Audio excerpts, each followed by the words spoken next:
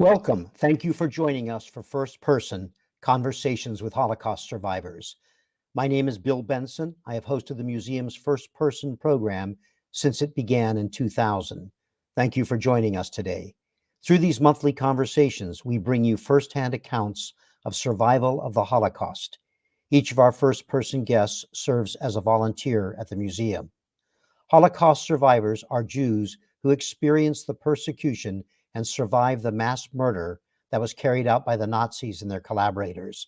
This included those who were in concentration camps, killing centers, ghettos, and prisons, as well as refugees or those in hiding. Holocaust survivors also include people who did not self-identify as Jewish, but were categorized as such by the perpetrators. In the wake of yet another attack on an American synagogue, this conversation with someone who survived the deadly consequences of unchecked hatred feels even more urgent. Survivors' experiences take on new relevance and illustrate that violent anti-Semitism remains a threat to Jews and to all of society. Steve, thank you so much for joining us and being willing to be our first person today. It is a pleasure to have you with us. Hello, everyone. Thank you, Steve. And before we start, I'd like to remind our audience members to please send us questions and let us know where you're joining us from in the chat. Steve, you have so much to share with us. We will start right away. You were born in June 1931 in Subotica, Yugoslavia, just across the border from Hungary. Please start us off by telling us about your city and community in the years leading up to the start of World War II. Okay. Subotica had been part of Hungary for a long time. After Hungary lost in World War I, the Versailles Treaty allocated the city and the region to the new state of Yugoslavia. The city was at about 100,000 people. Serbs, Croats, Hungarians were the three major ethnic groups. Much smaller groups of ethnic Germans, Gypsies, and Jews.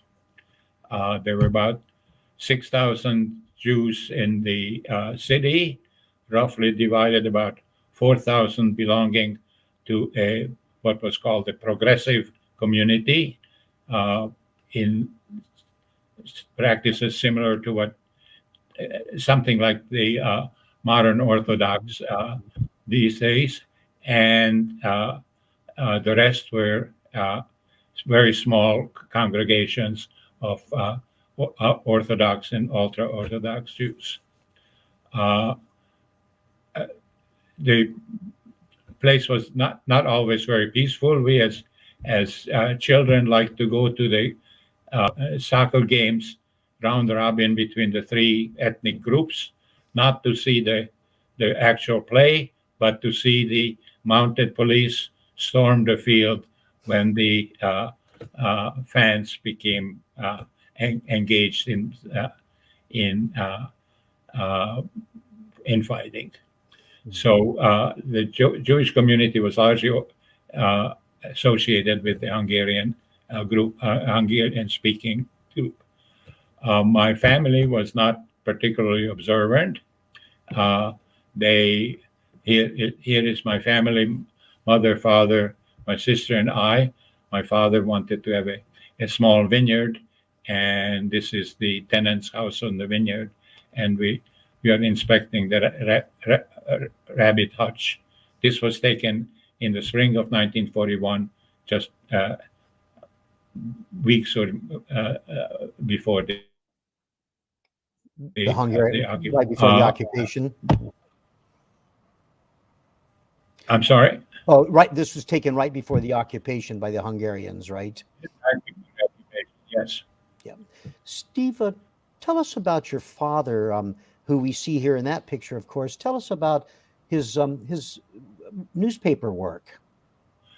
This is the editorial staff of the newspaper that was published by Fenves and Partners. The major owner was my uncle, who was also editor-in-chief of the paper, and my father was his second hand uh, a man, and was director of the printing publishing house that produced the paper. When my uncle died in 1935, my father became the editor-in-chief of the newspaper. He was always very pleased with the editorial staff. They're all Hungarians. Several of them, particularly the seated gentlemen, became very well known in Hungary after World War II. My father was very proud of the plant.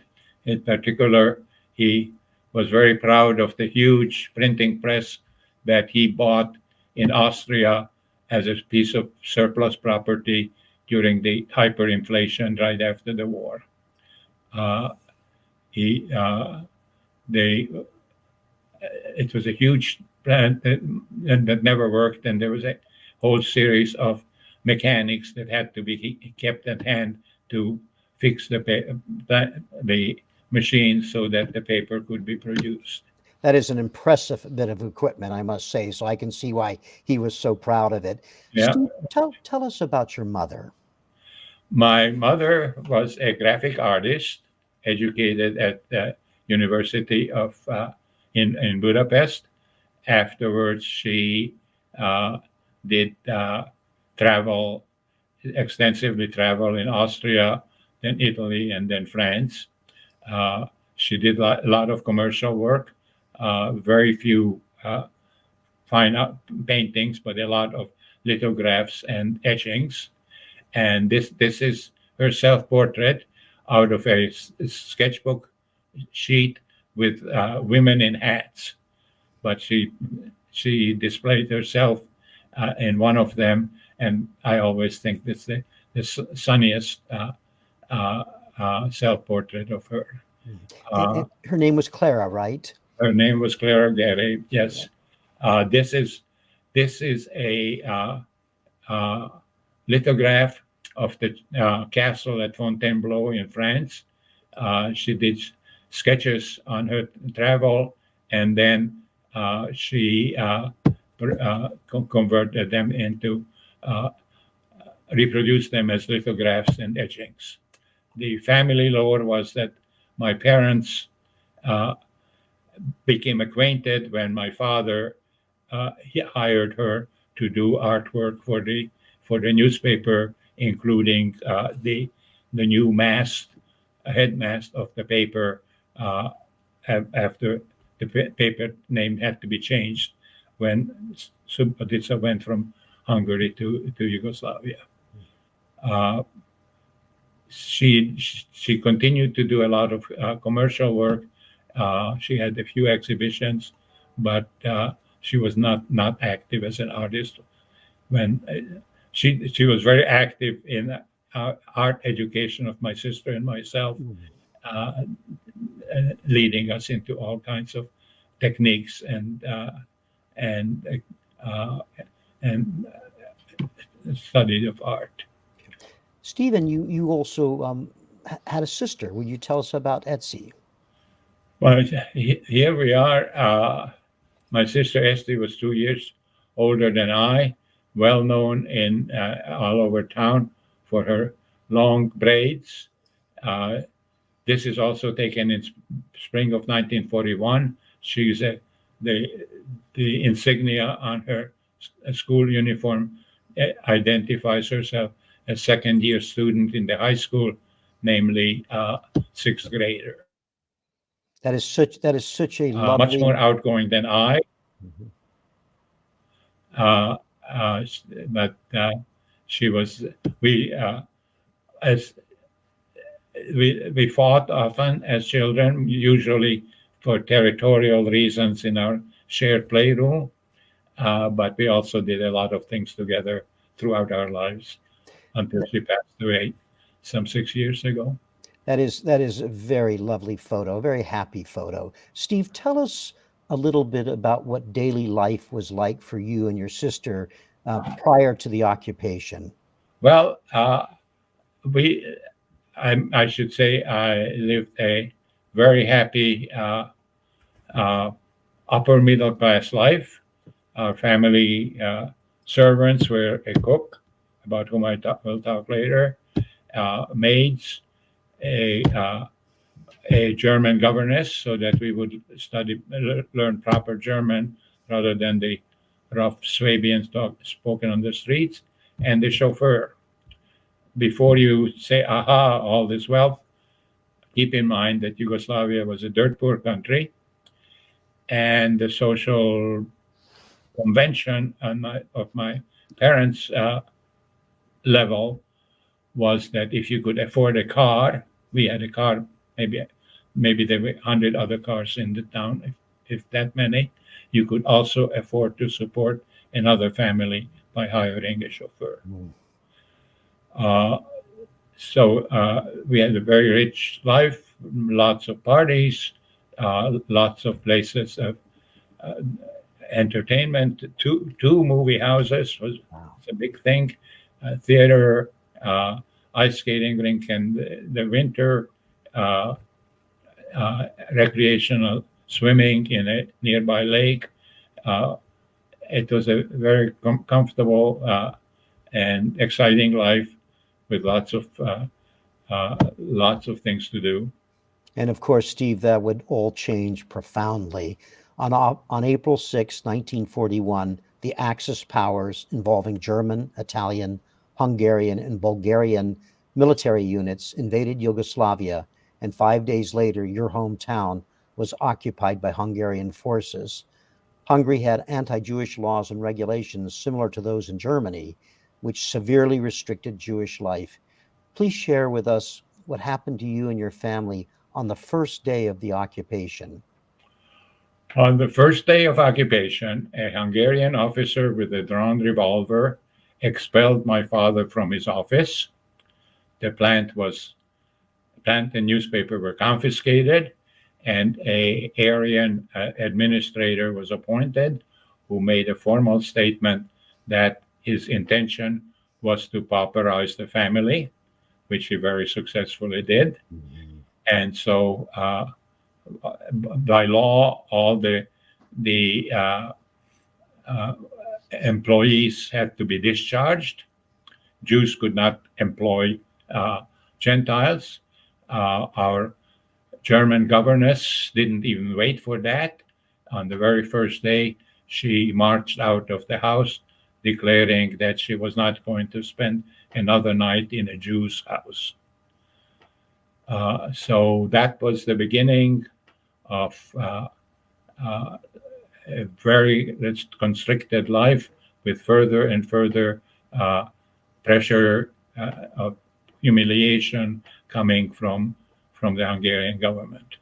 Steve, there were all kinds of restrictions and increasing forms of humiliation that were piled on the Jews in your town. And describe a few of those to us.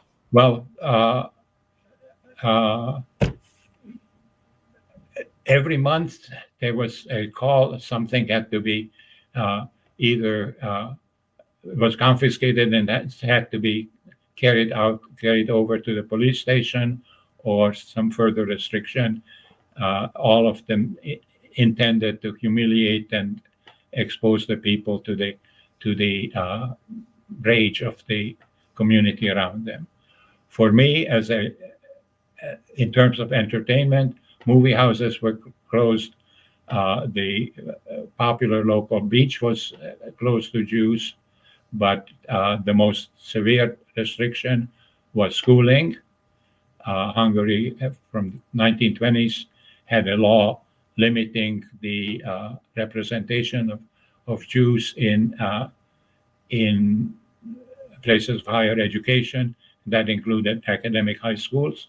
So I had a grueling exam intended in an atrocious way to flunk you. And eventually I was one of 9 boys out of probably 45 or so who were admitted to 5th grade, first year of the gymnasium. Admission meant nothing for the following 3 years. 9 of us sat in the back row There was no point in raising your hand. No teacher would ever recognize your presence there, except when he or she wanted to say some derogatory thing about Jews, or just discharge a curse on the fly while lecturing on whatever subject. That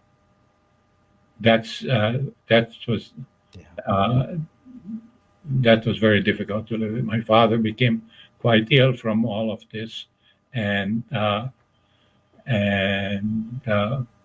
restrictions were just kept piling on and on. Steve, before we continue, I'd like to acknowledge for you that we have people viewing and listening to you from all over the place, including viewers from Colorado, Minnesota, South Carolina, Idaho, and Kansas. And we have international viewers from Canada, Germany, the United Kingdom, Denmark, South Africa, and India. So you're being watched and heard from around the globe. And we also have a couple of comments that have come in already. If I could share those with you. Melanie says, "Thank you for sharing. It's so important that your story and others like you are heard." And then Tracy, another viewer, says, "Thank you for continuing to tell your story so that today's generations can hopefully learn from the past." Steve, with your father's, with a family newspaper being confiscated so brutally, income stream stopped for the family. How did your family make ends meet during that time? By selling everything we had. The dining room furniture went first, whatever was valuable, including the stamp collection that I labored on so quite hard. Everything had to go.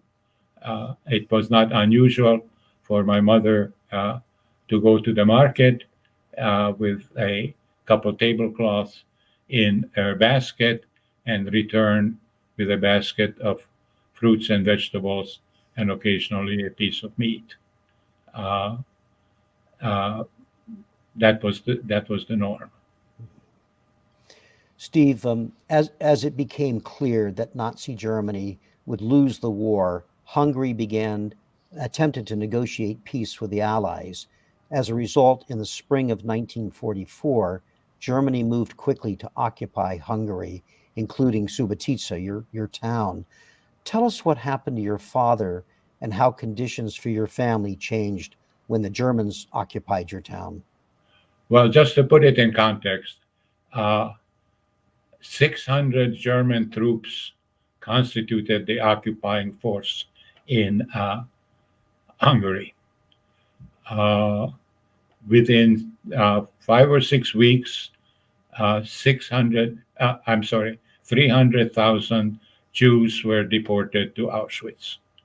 When I speak to school groups, I ask them to do a little mental arithmetic to ask how many Jews each of the 600 German soldiers had to deport. The answer is 0.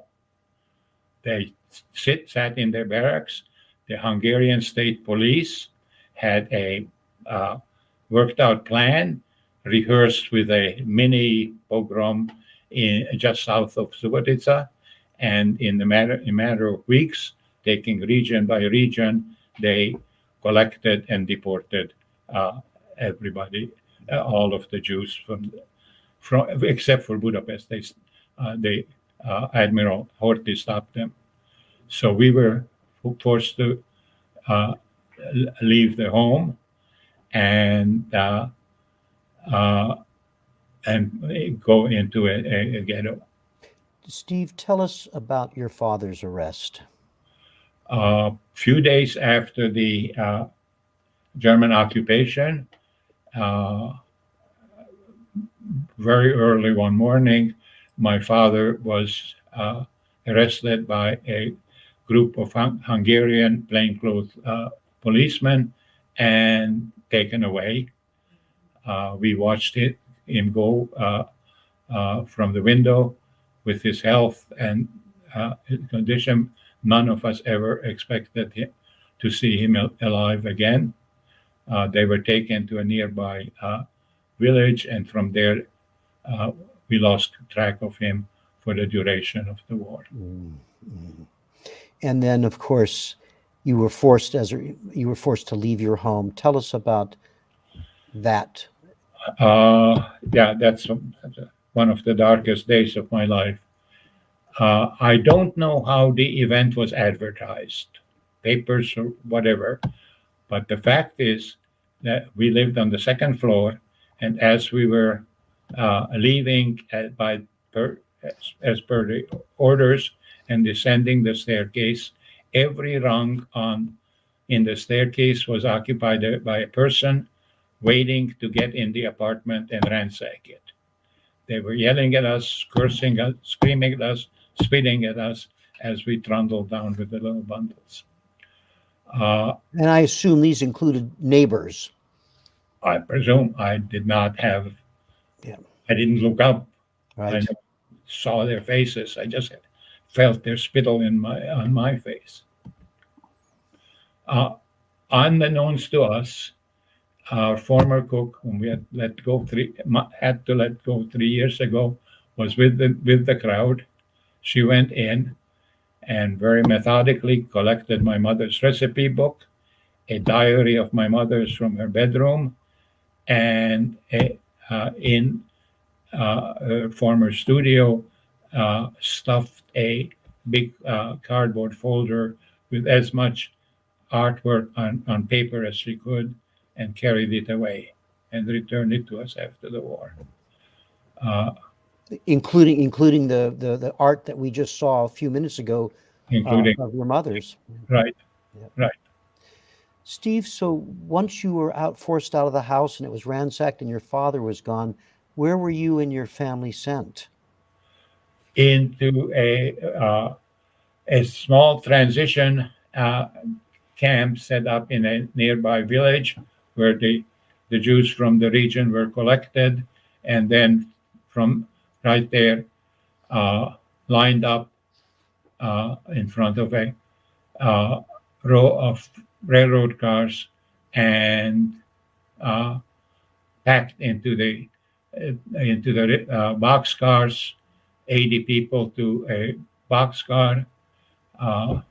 The doors were clanged shut, and we were off. Steve, 8 days, something like 8 days. Nobody could keep track. 8 days locked up, no food, no drink, no sanitation facilities except the bucket that filled up in a year. People going mad, people dying, which we considered a benefit because the bodies could be stacked in one corner, giving us a little more space to scrunch down. That's how we spent several days. Steve, before we continue on with you describing to us Auschwitz, I'd like to remind our audience to please share their questions for Steve via the chat feature. And I'd also like Steve to share another comment with you from a viewer, Motashim, who says, "Hi, I am from Bangladesh. I've been watching some content related to the Holocaust on YouTube, and today I came here to learn more." So we welcome him from Bangladesh. Steve, so June 16th, 1944 was when you, your family, and others were forced onto the train that took you to get Auschwitz, as you described. You arrived in Auschwitz with your mother, your sister, and your grandmother. Share with us what that was like for you to arrive there.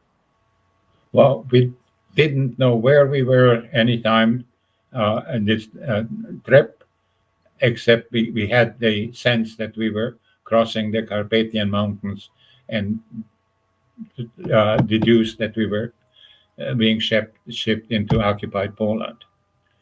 Suddenly, the doors clanged open, and we were surrounded by noise of dogs barking, men yelling, batons hitting, but even more violently, by a horrendous stench that which is still sometimes seems like it fills my nostrils, and shouts, yells. Anybody who could not jump off the train was thrown out. We were told to leave all of our belongings on the railroad siding, and eventually men and women separated, as shown on the slide.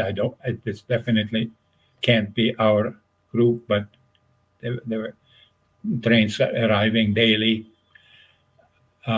And then eventually a SS officer stood in front and waved people right and left. At that time, none of us had any idea what right or left meant, but we soon found out. I happened to be in the group that was sent to live. The other group was sent to the gas chamber and the crematorium. Steve, at this point, did you know what happened to your mother, your sister, and your grandmother? My grandmother had, in her youth, had an accident, and her leg was amputated, and she had a artificial leg, so she must have been carried to the gas chamber as that. My mother and sister were lined up. That I waved to them from the parallel line. That's the last view I had of my mother. She perished very soon after she got to Auschwitz.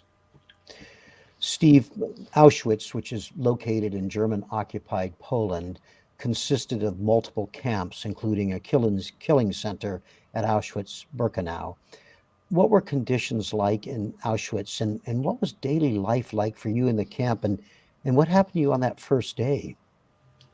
On the first day, we were marched off from the siding into a huge building. We were stripped naked, all body hair shorn, a cold shower with no towels, eventually thrown unsorted pieces of prisoner clothing and unmatched shoes. And so after a while, we managed to trade and get something that could be worn. We didn't know that it was going to be worn for months without washing. And we were marched into this huge compound. Auschwitz is well known as an extermination camp where at least 1.5 million people were killed in the region on the upper right of the screen. But if you look at this region in the middle, it will remind you of something like the stockyards in Chicago and Kansas City, where cattle are stockpiled waiting to be slaughtered. So what we see here, Steve, is an aerial view of a close-up of Auschwitz. Taken in September 1944, and I was standing somewhere there while somewhere in the barrack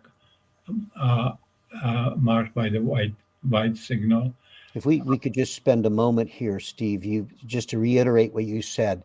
When this photo was taken in September 1944, you were there, and that white highlighted space is a barrack, and it's impossible to not see the analogy you gave to the stockyards.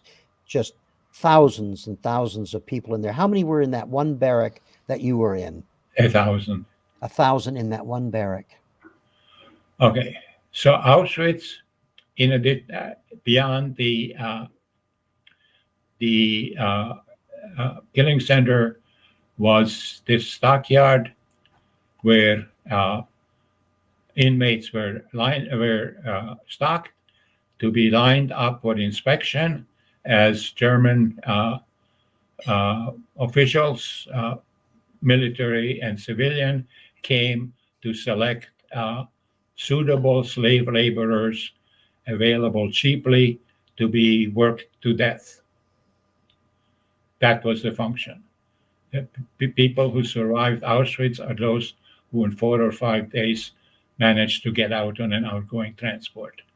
I was there for 5 months because this entire barrack full of youth where I was simply a mistake by the officers at the railroad siding of letting a few of us undersized skip the gas chamber.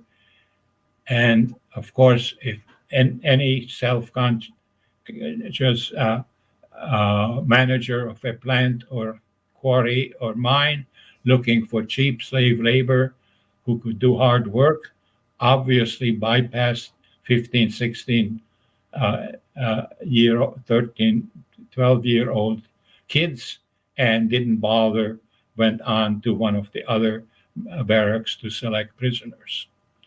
So we were there, had no other duty than waiting to die. And yet somehow you managed to become an interpreter at the age of 13. Yes. If any of you have ever seen a Sing Sing or Alcatraz movie, you know that in a penal colony, the inmates fear the guards and fear the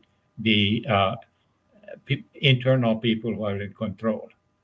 And they fear the latter more because the guards are locked out at night. The SS used this method very effectively. The trustees who were in charge of the individual barracks were at first common criminals, many murderers who were brought in from the prisons and given the task of supervising, managing the inmates. They were vicious, more vicious than the SS, and certainly with more hatred and more hatred towards Jews than probably most of the SS.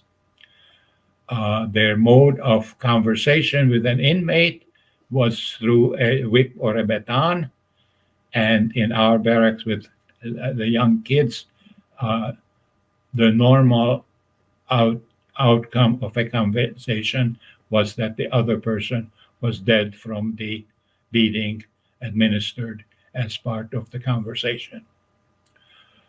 So they eventually decided that something else had to be done, and interpreters were appointed.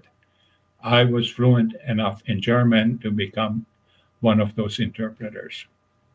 At age 13, yeah. The reward was that after the inmates were fed twice a day with soup out of these big cauldrons, I was allowed with my spoon to clean out the bottom of these barrels and take whatever was left by there. My intervention in interpreting was of very little value. Whatever I was called for, the argument between a inmate and the trustee, the overseer, usually ended with violent death of the inmate who dared to offend the trustee in some way. Tell us, Steve, about the night of August 2nd, 1944, and how that then affected your life. Unbeknownst to us,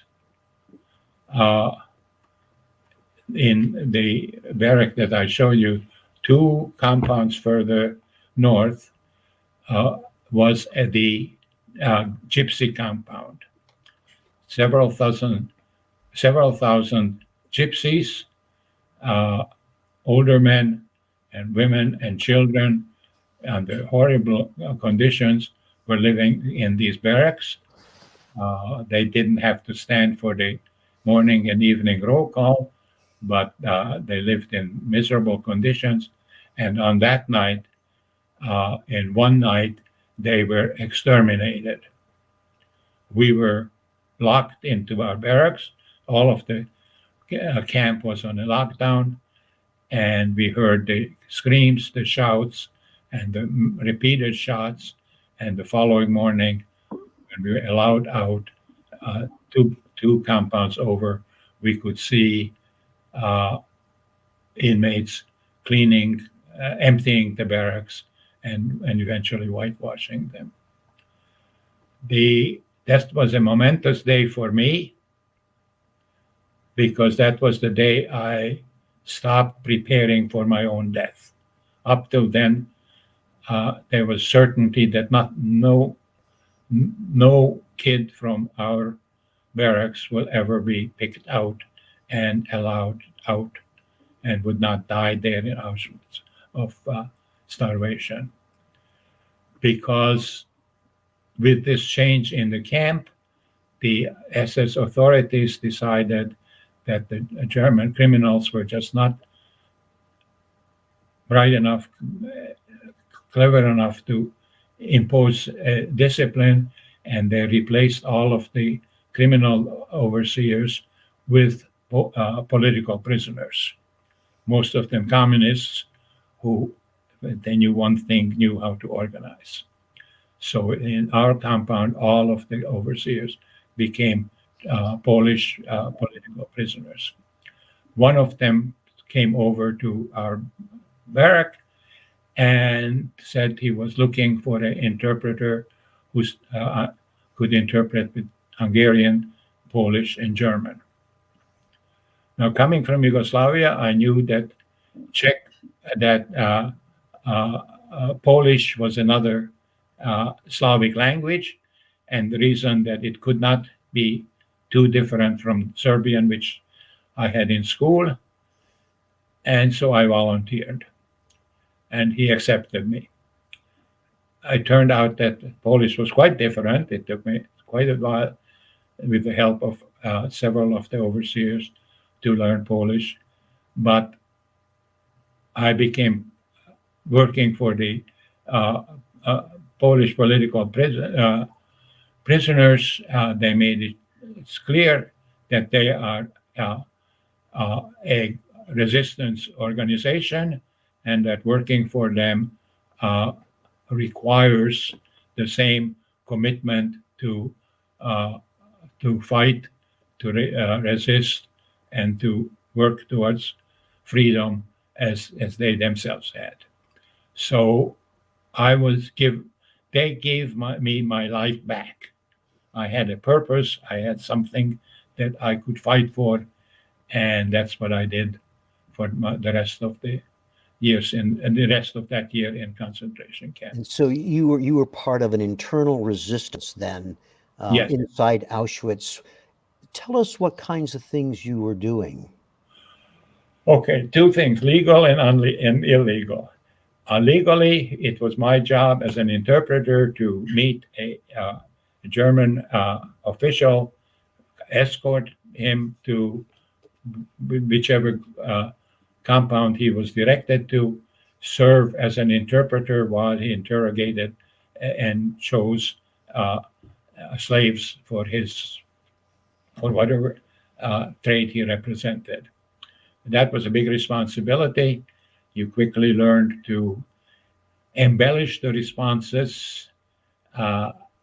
If they were looking for somebody, a lumberyard, forest cleaning, whatever, as soon as I heard the word wood from any of the inmates, I immediately describing to the German that this is a seasoned lumberman, etc., etc. You have to be very careful not to over-embellish the story. They counted your words comparing to theirs so that you didn't elaborate, didn't embellish the story. But under those constraints, you could help a lot of people get out of that hell. That was their official duty. Unofficially, I was part of the resistance organization, and being small and slight on trips that full size men couldn't. In particular, there was a roof repair detail. Even the SS realized that with the coming winter, the miserable barracks needed some improvement. So we worked on a cart, a hand-pulled cart, one overseer, 4 or 5 workers, and I tagging along as interpreter. And we had the freedom to move from compound to compound, including visiting the women's compound. You ask why? Well, the woman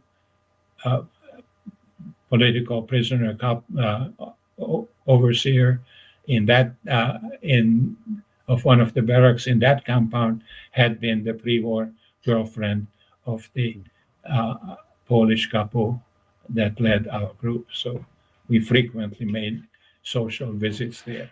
On one of those, I encountered my sister. She was on the way. She was being sent out on a outgoing transport.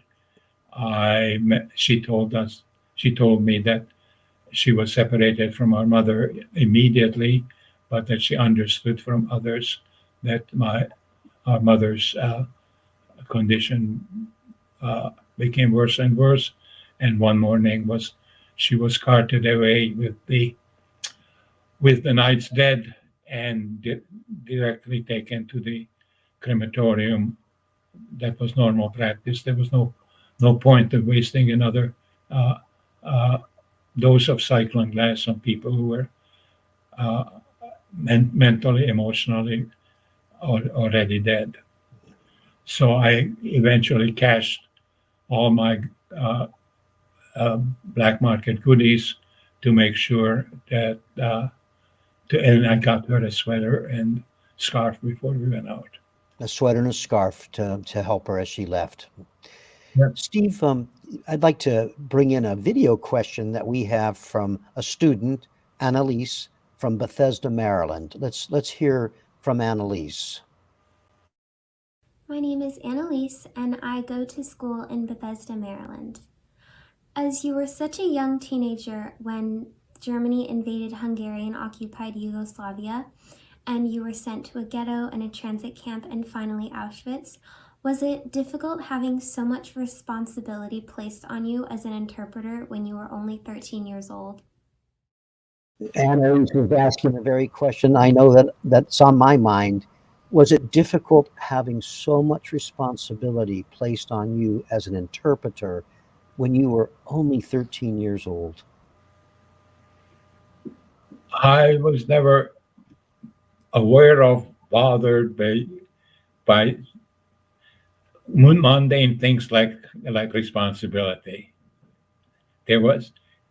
I had a opportunity to resist in some form, and faking interviews was one of the opportunity I had, so I did it.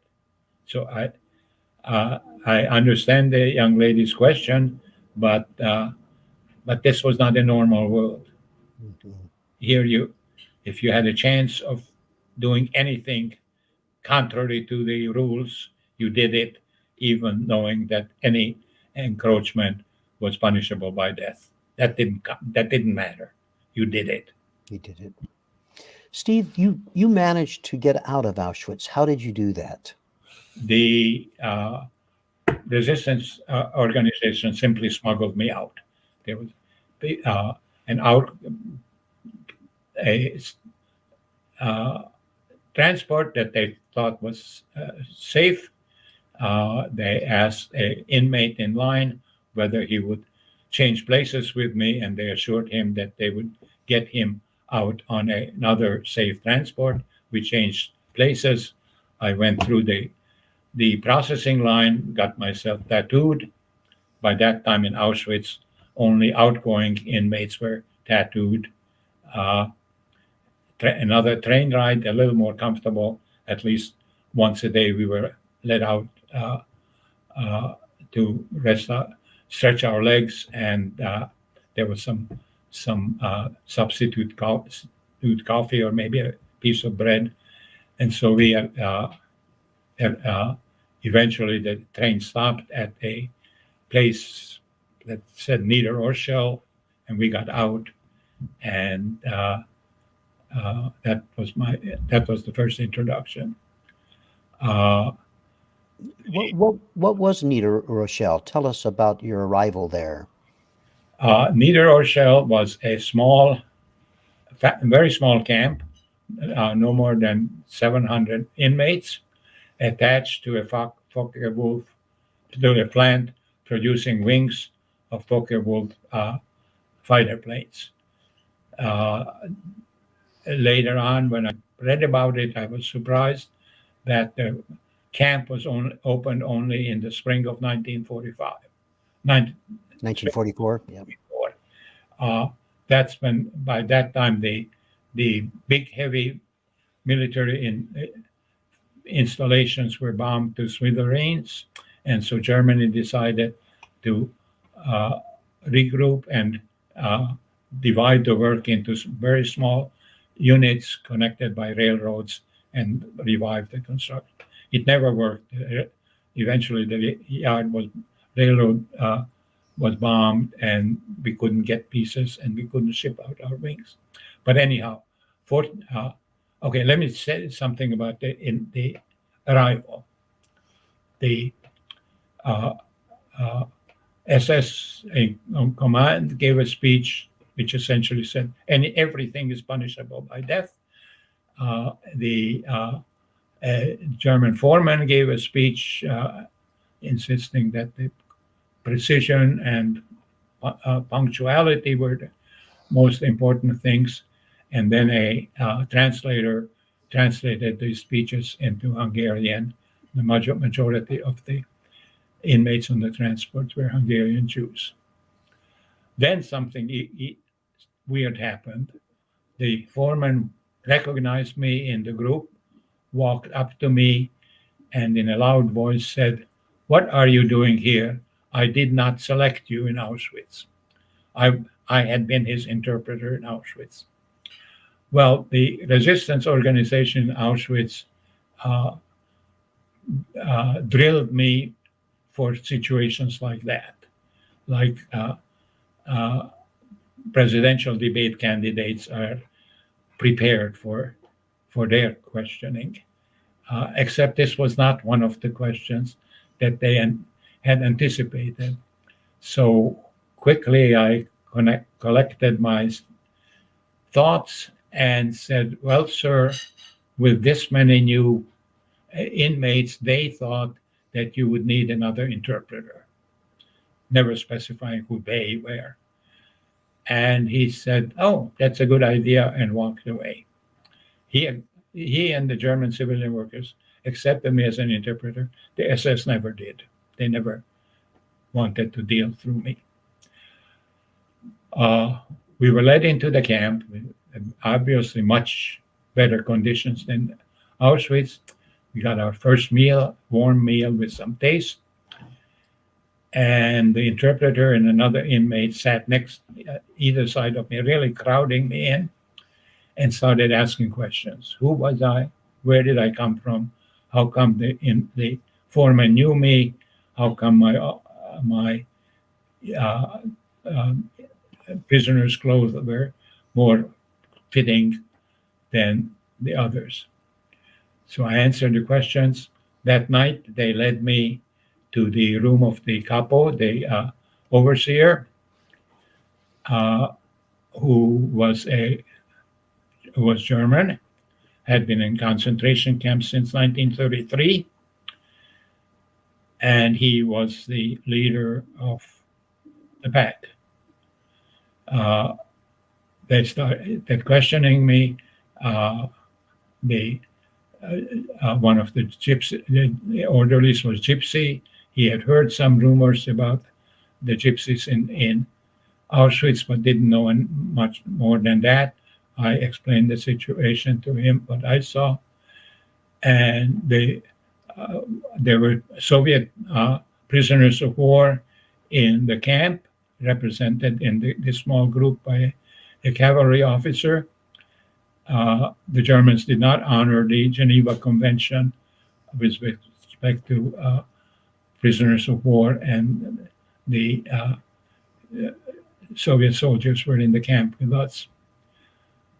He wanted to test my knowledge of Polish, and we sort of exchanged a couple sentences in Polish, we both realized that Russian and Serbian are much more alike than either is to Polish. So from that point on, we conversed in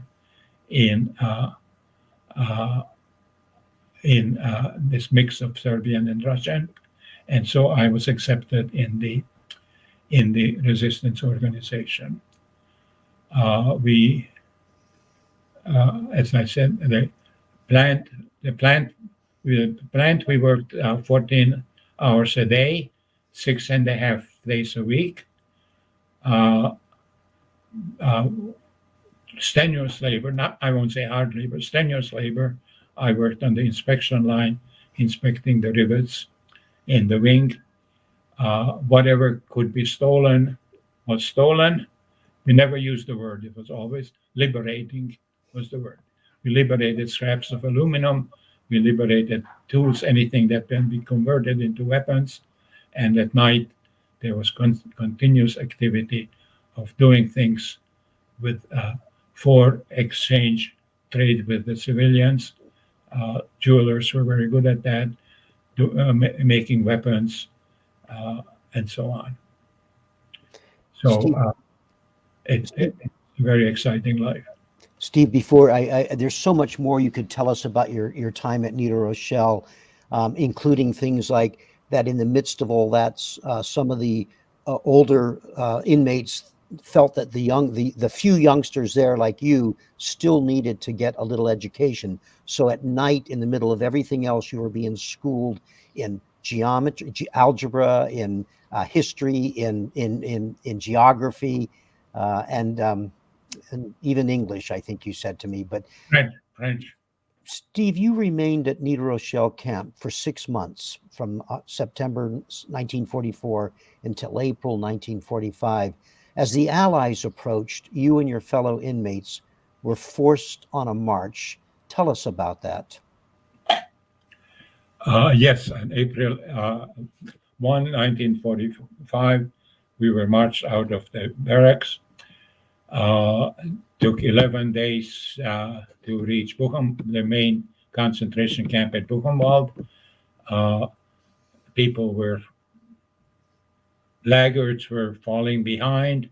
They were shot and left dead in the trenches. There were attempts at escape. Some were successful. Other was very sad to see German civilians bringing back escapees with hands tied with barbed wire, prodding them with pitchforks, and standing around chatting with the guards until they were shot in front of their eyes. Eventually, we got to Buchenwald. From stories of others, I recognized that it was a very quick entry. Crematorium was not working. We were sent into a barracks. Now, we knew that about some of the preparations, the inmates, the resistance organization Auschwitz, which was very powerful, the steps that they were planning to take to self-liberate the camp. And we kids had grandiose images that we were going to be active partners in that. Well, it turned out that I collapsed on a cot, and the next thing I heard is one of my buddies shaking me awake. "You stupid idiot, you slept through it all. The Americans have arrived." So that was the unglorious my introduction to liberty. And so here we see American troops from the 6th Armored Division entering Buchenwald. And this is where you had missed their entry. Steve, you were in very bad shape. And I know you want to share with us about the care that you received once the army arrived. I collapsed against the barbed wire fence. Fortunately, by then power was off. Eventually, I woke up on a cot. The U.S. Army, specifically 124th Field Evacuation Hospital, set up a huge hospital for those of us who survived in the facilities that were built and previously used for recuperating wounded SS. I'm told, I don't remember that. I'm told that all of us were stripped naked, liberally doused with DDT, given a bath, etc., put on cots. Anyhow, I woke up and very slowly I was nursed back to life. My hand had been broken by a guard during the march that was reset, and I slowly began to learn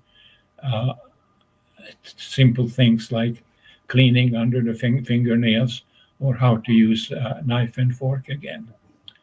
So I was in Buchenwald till late in the summer, going back. The Iron Curtain already existed, and going back east was much more difficult than the people of France, Belgium, Norway, etc., who were cleared out the first week. Steve, if I could bring in a question from one of our viewers, Faith. She asks, did you return to Yugoslavia immediately after the war, after your recovery? And did you find any other surviving family members after the war? Yes, thank you for asking. I had known in Buchenwald that my sister was alive and that she was recovering from typhus in Bergen-Belsen. So we got reunited, but then what appeared to us a miracle happened. Our father arrived on a Soviet military hospital train and was wheeled into my aunt's house where we lived at that time, totally broken physically and emotionally, unable to accept that his wife had passed away, and he died a couple of months later. The other big miracle was that our cook reappeared and gave us back the stuff that she had taken. Including your mother's artwork. And this is a terrific photo. Describe the importance of this photograph. The settee on which we sit in this small apartment that we had later was from our parents' parlor. It disappeared during the upheaval. Our former cook and her husband saw it on a cart. They strong-armed the guy who pushed the cart and gave it to us. And when my sister and I in 1947 escaped from Yugoslavia, where we deeded it to the local museum. And where it sits to this day, right? It sits to this day, not on display, but in the lobby of the director's office. So if you ever get to Subotica, go see the museum, which is in our former home, and ask to see the settee from the former home. I intend to do that as soon as I am able to do that. I want to sit on that settee. Steve, I have one more question for you. In the face of rising global anti-Semitism, please tell us why you continue to share your firsthand account of what you experienced during the Holocaust. Well, first of all, as a survivor, I feel that I have an obligation to speak on behalf of those who are not able to speak. And in that process, I tried to convey to the audience that feelings of that wherever you see inequity, injustice, prejudice, bigotry, discrimination, you see the makings of the potential makings of another, the genocide or Holocaust. Those feelings can be easily fanned to violent hatred by a few dedicated people, and in cases where this hatred gains government support, government encouragement, government recognition, government support, genocides, possibly on the scale of the Holocaust, are still possible. There have been umpteen genocides since World War II. In my own native country of Yugoslavia, there have been two.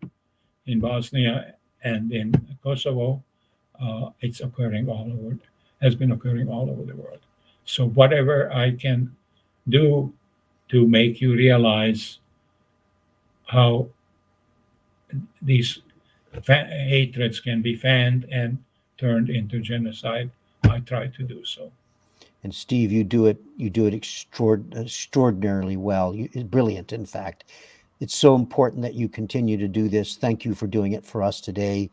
There's so much more that you could have shared. I think everybody knows that you just were able to give us a glimpse. You even hinted at something that we wish we could talk about, and that is how you escaped later from Yugoslavia, but we'll have to save that for another time. So Steve, thank you so much for being our first person today. Thank you for doing it. Thank you, the audience. Thank you. I would also like to take a moment to thank our donors. First Person is made possible through generous support from the Lewis Franklin Smith Foundation. Next week, please join the museum to commemorate International Holocaust Remembrance Day on Thursday, January 27th. Please join a live conversation with another Holocaust survivor, Aryeh Efrath, at 9:30 a.m. Eastern Time. This Facebook Live program will focus on the risky and choices that are made to protect and save a child's life. Our next First Person on February 16th at 1 p.m. Eastern Time will feature a conversation with Holocaust survivor and museum volunteer Helena Peabody. Helena's mother, Olga, protected her two daughters by securing false papers identifying them as Catholic. For years, they were constantly on the move to evade detection and possible arrest or worse. Thank you all for watching today's First Person program.